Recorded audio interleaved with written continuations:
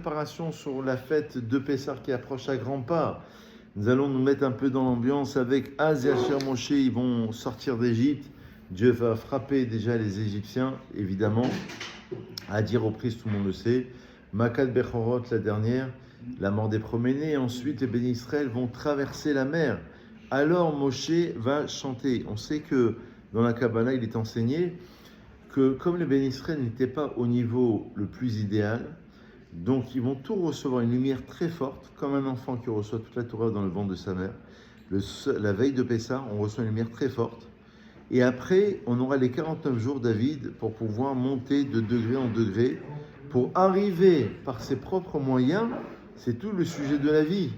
C'est que, génétiquement parlant, et au niveau de l'ADN spirituel, on reçoit tout à la naissance, enfin dans le ventre de sa mère, toute la Torah. Ensuite, on lui retire cette Torah. Pourquoi? À quoi ça sert? Pour qu'il puisse revenir plus facilement, parce que le Kéli déjà a été travaillé. Maintenant, il faut qu'il puisse recevoir la lumière. Mais le Kéli, ça vient le réceptacle. Eh bien, il a déjà été travaillé en grande partie. Donc, tu auras plus de facilité. C'est ça, faire Teshuvah. Teshuvah, ça veut dire un retour. Donc, c'est un retour, évidemment, vers ta source, vers ton origine. Donc, les bénis Israël, ils sortent d'Égypte, ils n'ont rien. C'était un peuple d'esclaves, mesquines. Alors, ils reçoivent une lumière spirituelle très élevée qui leur est retirée. Viennent les 49 jours du Homer et on va devoir gravir par ses propres moyens, par ses propres échelons personnels pour essayer de retrouver son identité et recevoir la Torah Shavuot. Alors, en vérité, le Sfat Emet, un des grands commentateurs chassidiques du 19e siècle à peu près, et il enseigne, Jonathan, qu'est-ce qu'il enseigne? Il enseigne qu'il y a deux dimensions dans l'année. Il y a la dimension de Tishri et la dimension de Nissan. La Teshuvah de Tishri, c'est Bechinatir A, ils disent Fatemet. C'est la dimension de la crainte. On revient vers Dieu par crainte. Parce qu'il y a le jugement, parce qu'on est jugé, parce qu'ensuite on est pardonné, remise en cause. Alors que à Nissan, la fête de Pessah, c'est un retour vers Hachem, mais Bechinat Ahava, par amour. Pourquoi? Parce que la fête de l'amour, c'est profondément, précisément, la fête de Pessah. On n'avait pas de mérite particulier.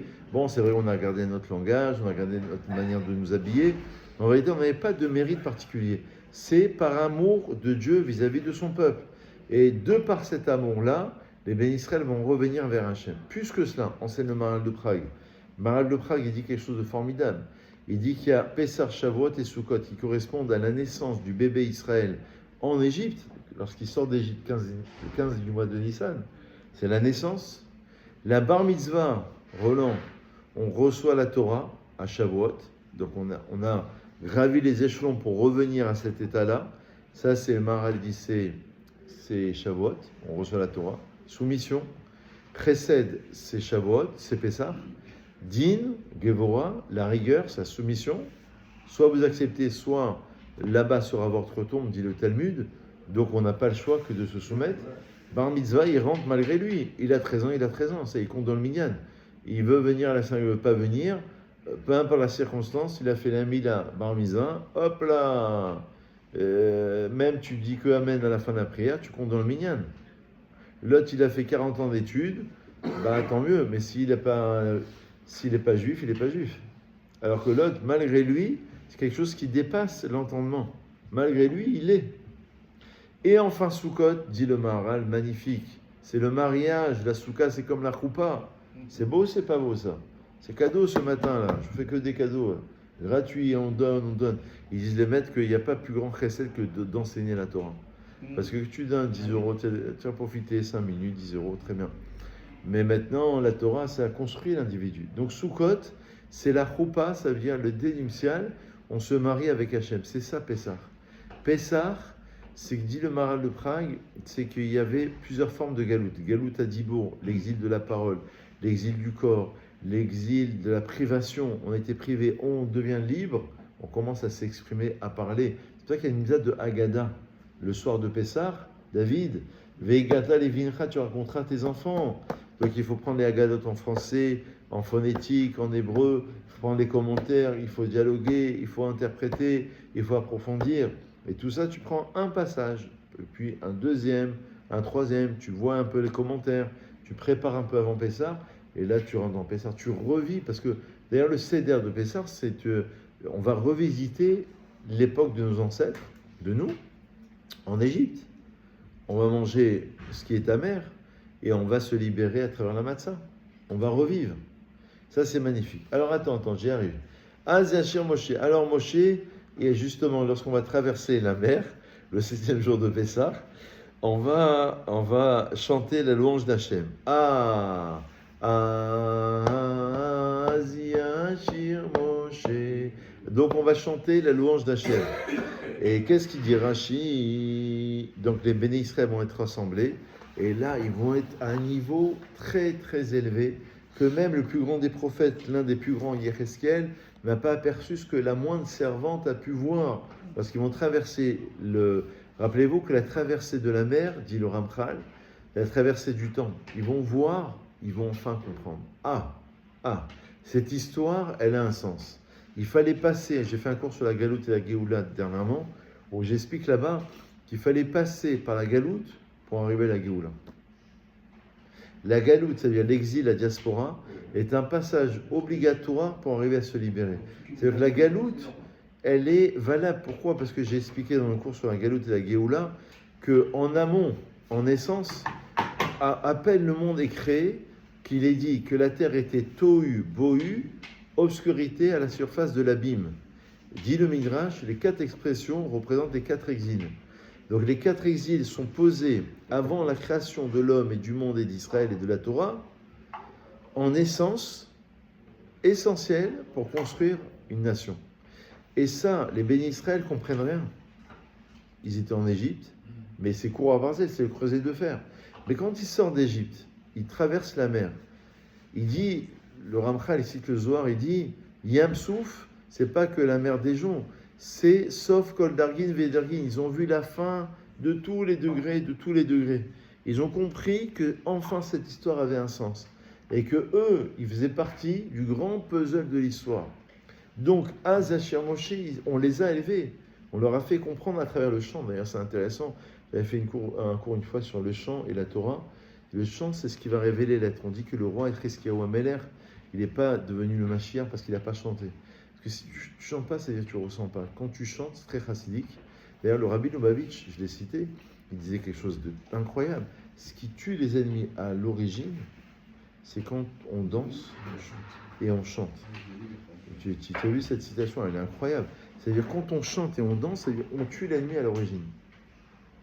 C'est ce que m'a fait comme réflexion mon voisin. Comment mon voisin, c'est un bon on va dire c'est un bon gars. Il est toute la journée sur les deux. Vas-y. Pourquoi déjà. Conclusion. Et comment on fait à chanter, à danser tout le temps avec ça? Eh bien justement, c'est ça la puissance du peuple juif. Donc, Az Yashir Moshe, quand Moshe chanta, il chantera. Il est marqué dans Rashi, Keshera Anes, lorsqu'il a vu le miracle, la Belebo Shiase, Shiashir Shira. Il est monté dans son cœur de faire un chant. Ça, c'est le pshat. Mais le Midrash, il dit Rashi, Chachamim m'ont dit, c'est écrit dans la Gemara de Sanhedrin, Mikan Remez Ametim min Torah. Il y a une allusion à la résurrection des morts de la Torah. Alors il chantera, ça sera l'époque de la résurrection. C'est marqué, écoutez bien, dans l'Écoutez Sichot, quelque chose d'incroyable. Il y a 3 occurrences, il y a 3 versets qui parlent de la fin des temps, de la résurrection des morts. On va voir nos ancêtres. Et Tata Georgette, et Pépé Jean-Jacques, et l'arrière-grand-parent que tu connais même pas, tu sais même pas que c'est ton arrière-grand-père. Alors c'est marqué dans 3 occurrences. Az Yashir Moshe, lorsque Moshe chantera à la fin des temps, la résurrection. Az Yedaber Yoshua, lorsque Yoshua parlera. Az Yashir Israël, lorsque Israël chantera. Ces 3 versets dans 3 circonstances. Yoshua, le disciple de Moshe, et Israël, c'est un peu plus tard dans Bamidbar. Alors ils disent comme ça, c'est marqué dans la Gemara, dans Sota page 13, L'Omet Moshe, Moshe non plus n'est pas mort, Kelomar, Chayav chez les Sadik, la vie d'un Tzadik. Tu cites le Rachash. Rachash, c'était un grand kabbaliste. Au Yémen, il était. Il n'y avait pas les outils à l'époque. Lui, au Yémen, Il était un des plus grands kabbalistes de tous les temps après le Harizal. Il dit que la vie d'un tzaddik, même sa vie matérielle, c'est une vie qui est spirituelle en essence. Même sa vie matérielle. Ouais. ולכן כל עוד נמשכים חייו הרוחניים של צדיקים, tout le temps où il y a la vie spirituelle d'un tzaddik, נחשב הדבר כאילו הצדיק חי עדיין גם בגשמיות. Ça veut dire que c'est très chassidique comme idée. Comme on dit pour Yaakov, il n'est pas mort. Ça veut dire qu'il continue à vivre à travers une vie spirituelle. C'est pour ça que le jour de la Ptira, on dit que c'est le décès, c'est encore plus fort que de son vivant. C'est pour ça qu'on l'implore. Il y a même ceux qui disent dans la chassidoute que même 3 jours après, par exemple, il y avait Rabbi Yaakov Bersera dernièrement, c'est le 5 Tevet, je crois. Et ben 3 jours après, il y a un rechem, il y a une trace de ce qui s'est fait. Et alors, quel rapport avec notre sujet? Moshe, il a chanté. C'est marqué la Triat Hametim, la résurrection des morts, à propos de Azachir Moshe. Triat Hametim Novrad Mikocho chez Moshe Rabbeinu. C'est incroyable. Écoutez bien ce Chidouche, il est magnifique. La Triat Hametim, la résurrection, elle découle de la puissance de Moshe Rabbeinu. Qu'est-ce qui va permettre? Parce que Moshe Shakul Kenegat Kulam. Moshe l'équivaut à tout le Ham Israël. Donc la résurrection, c'est grâce à Moshe. Al-Zachir Moshe, c'est à la fin des temps. Il va chanter. Quand est-ce qu'il va chanter? Il chantera à l'époque de la résurrection. Donc c'est bien la résurrection, elle dépend de la puissance de Moshe Rabbeinu. Même sa vie spirituelle de Moshe, elle va influencer sur le corps matériel. À tel point que sa mort n'est pas une véritable mort. Donc c'est comme un instant. Vous vous rappelez du tzaddik, le tzaddik dans la Gemara, il a dormi 70 ans. C'est extraordinaire parce que sa mort n'est pas mort. Jusqu'à présent, c'est ça. C'est ça. C'est ça. C'est ça. C'est lui qui va. Mais le tzaddik, dans la Gemara, il y a le tzaddik, il s'est endormi pendant 70 ans, il s'est réveillé. Alors, il y a plein de commentaires que ça veut dire que c'est... Bon, il a vu que le caroubier, ça met 70 ans pour donner ses fruits, il a compris qu'il venait de le planter, il se réveille, il comprend que 70 ans sont passés. Mais, écoutez bien, pour Yosef, alors, ça c'est Moshe. C'est Moshe qui donne la puissance de la résurrection. Maintenant, Azachir Israël chantera, c'est marqué Moshe Rabbeinu Eno Shomer Korazel Asmobivan et Amaské Mezake Bo et Kol Ben Israël. Cette puissance-là, Azachir Israël, c'est pas que pour lui, c'est pour tout Israël. Maintenant, on va rajouter Az Yedaber Yehoshua. Dans Yehoshua, c'est marqué alors il parlera à la fin des temps. Triat Hametim. Pourquoi Yehoshua? Kede Shekocho Shel Moshe Rabbeinu Yardor Bekerev Kol Ben Israël. Il faut maintenant, il y a Moshe, il y a Israël. Mais Yehoshua, c'est le disciple de Moshe. Il faut que la puissance de Moshe rentre dans chaque juif. Donc il faut passer par Yehoshua. Yehoshua, c'est l'élève. Talmido chez Moshe. Chez Darko, Ovarot, Ashparot, Mi Moshe, Ben Israël. C'est par Yehoshua que passent tous les degrés de Moshe à Israël. Yehoshua, c'est le passage de la Malchut. La Malchut, c'est le passage du monde spirituel au monde matériel. Magnifique, magnifique, magnifique. Allez, un dernier passage, je conclue sur ça, regardez. C'est facile, hein, mais c'est beau. Alors, écoutez bien. Ah, magnifique. C'est marqué que le Beth Amikdash, Dieu, il va affermir ses mains. Il va construire le 3e Beth Amikdash dans la Shira. Donc ça, c'est Pessah. Pessah, c'est la fête de la fin des temps. Hein. Vous savez que j'ai vu un texte qui dit que Pessah, c'est la fête du passé. Shavuot, c'est la fête parce que c'est la sortie d'Égypte. Shavuot, c'est la fête du présent.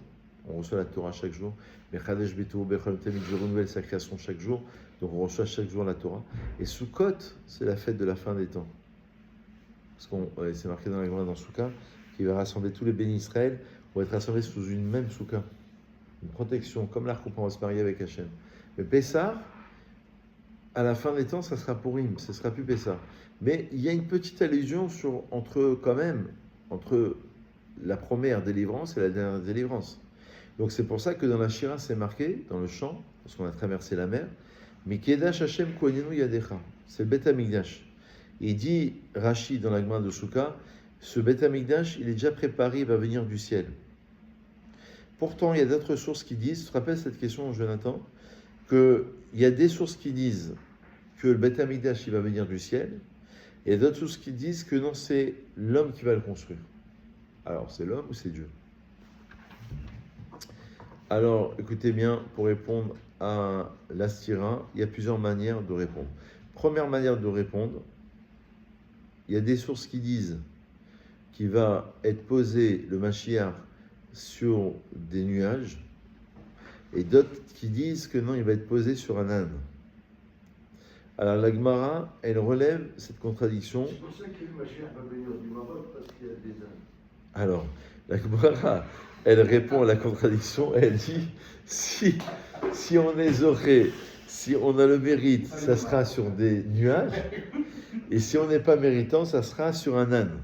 Kelomar, il répond comme ça, lui, à la contradiction. Alors, c'est le ciel ou c'est l'homme? Qui va construire? Il dit, Im Israëli Nekar, si on est zoré, ça dépend de nous, de notre niveau. Il y a un Mashiach Bederet Tivait la Chalutin. Il va venir sur quelque chose spirituel. Le Beth Amikdash va descendre du ciel. C'est-à-dire, si on est au niveau et il va venir sur des nuages, ça veut dire c'est dans le sens, évidemment c'est imagé tout ça, ça veut dire que c'est dans le sens où nous, on va donner le là. On donne le là. C'est nous qui donnons le niveau. Si on n'est pas zoré, eh ben, il va venir comme un être humain sur un âne, qui est Anir Arochev Alachamo. D'accord? Il y a d'autres qui répondent d'une autre manière. Ils vont dire qu'en vérité, le Beth Amikdash Ashlishi, c'est vraiment préparé par l'homme, par Dieu. Et l'homme, il devra juste terminer, en fait, juste fermer la porte, quoi, si tu veux. L'homme, il doit faire, c'est-à-dire tout est prévu, et au moment où Hachem décide, c'est là où tout s'enchaîne. Voilà une petite préparation. Chazak ou Barour, messieurs, passez une très bonne journée, une petite préparation sur la fête de Pessah.